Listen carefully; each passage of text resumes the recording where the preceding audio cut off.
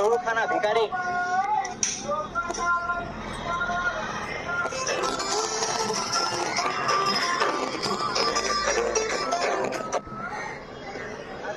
काय रे इतक्या प्रेमाने का बघतोयस?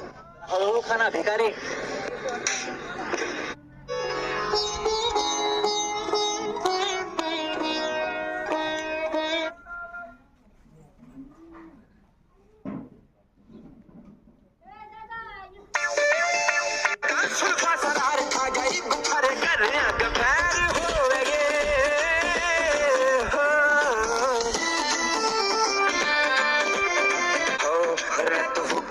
सारी सदा फुकरी रवे तेरी पक्की ना जबान झूठी बेईमान करे वादे तेरे रे तू मुकरी रवे जो गुलामी कोई गैर होवेगे हो तुम्हारे माल्टा का सुल्फा सरार खा गया बखारे